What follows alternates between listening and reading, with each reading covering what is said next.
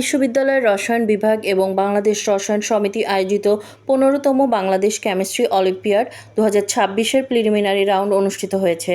আজ শনিবার ৩১শে জানুয়ারি ঢাকাসহ মোট ১৫টি আঞ্চলিক কেন্দ্রে একযোগে প্রিলিমিনারি রাউন্ড অনুষ্ঠিত হয়।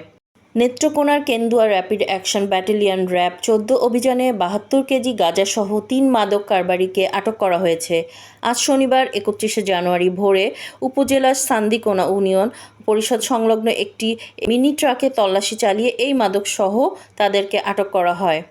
জাতীয় নাগরিক পার্টি এনসিপি মুখপাত্র ও সাবেক উপদেষ্টা আসিফ মাহমুদ সজীব ভূঁইয়া বলেছেন, বিএনপি যদি আওয়ামী লীগকে পুনর্বাসনের চেষ্টা করে তাহলে দলটি আবারও বড় ধরনের বিপদে পড়বে। একই সঙ্গে এটি দেশের জন্য ভয়াবহ পরিস্থিতির সৃষ্টি করবে। বিএনপির চেয়ারম্যান তারেক রহমান বলেছেন, দেশের মধ্যে যারা বিভ্রান্তি ছড়াচ্ছে তারা গুপ্ত, তারা বিগত সরকারের সঙ্গে আঁতাত করে চলছে। ১৭ বছর তাদের দেখা যায়নি, মিলেমিশে থেকেছে। তাই সবাইকে সজাগ থাকতে বলা হয়েছে, যাতে দেশের গণতন্ত্র কেউ ছিনিয়ে নিতে না পারে। দেশকে এগিয়ে নিতে হলে সবাইকে ঐক্যবদ্ধ থাকতে হবে। এই দেশ আমাদের অনেক দিয়েছে, এবার দেশকে দেবার পালা। আসন্ন ত্রয়োদশ জাতীয় সংসদ নির্বাচন নিয়ে কোনো ষড়যন্ত্র হতে না দেওয়ার দাবি জানিয়েছে পলিটেকনিক ও কারিগরি শিক্ষার্থীরা। আজ শনিবার ৩১শে জানুয়ারি রাজধানীর আগারগাঁয়ে নির্বাচন কমিশনে স্মারকলিপি জমা দিয়ে তারা এই দাবি জানায়। পাকিস্তানের দক্ষিণ পশ্চিমাঞ্চলীয় বেলুচিস্তান প্রদেশের কয়েকটি স্থানে বেলুচ বিচ্ছিন্নবাদীদের সমন্বিত হামলায় কমপক্ষে ১০ জন নিরাপত্তা বাহিনীর সদস্য নিহত হয়েছে। এই সময় নিরাপত্তা বাহিনীর পাল্টা হামলায় ৩৭ জন বিচ্ছিন্নবাদী নিহত হয়। আজ শনিবার ৩১শে জানুয়ারি এই তথ্য জানায় দেশটির আইনশৃঙ্খলা বাহিনীর কর্মকর্তারা। গণতান্ত্রিক কঙ্গো প্রজাতন্ত্রের DR কঙ্গো পূর্বাঞ্চলে একটি খনি ধসে ২০০-এর বেশি মানুষের মৃত্যু হয়েছে।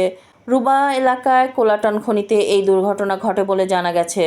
ইরানের পররাষ্ট্রমন্ত্রী আব্বাস আরাঘচি বলেছেন, ক্রমশ বাড়তে থাকা উত্তেজনার পরও তার দেশ যুক্তরাষ্ট্রের সঙ্গে ন্যায়সঙ্গত ও সামঞ্জস্যপূর্ণ আলোচনার জন্য প্রস্তুত। অন্যদিকে মার্কিন প্রেসিডেন্ট ডোনাল্ড ট্রাম্প তেহরানের বিরুদ্ধে সামরিক ব্যবস্থা নেওয়ার সম্ভাবনাকে উড়িয়ে দিতে অস্বীকার করেছেন। ভারতে নিপা ভাইরাসের প্রাদুর্ভাব দিন দিন বাড়ছে, বিশেষত পশ্চিমবঙ্গে। আর এটি চিন্তার ভাঁজ ফেলেছে ICCর কপালে।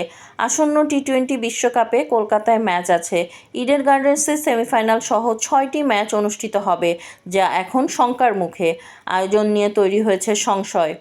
বাংলাদেশকে সমর্থন জানিয়ে T20 বিশ্বকাপ বয়কট করতে পারে পাকিস্তান, এমন গুঞ্জন চলছে বেশ কিছুদিন ধরে। স্বয়ং পাকিস্তান ক্রিকেট বোর্ডের PCB চেয়ারম্যান মহসিন নাকভি নিজেও আভাস দিয়েছিলেন এমন কিছুর। আগামী সোমবার চূড়ান্ত হতে পারে পাকিস্তানের বিশ্বকাপ ভাগ্য। প্রিয় দর্শক, আপনারা শুনছিলেন সুরমা টিভি 24-এর নিয়মিত আয়োজন আজকের শীর্ষ সংবাদ।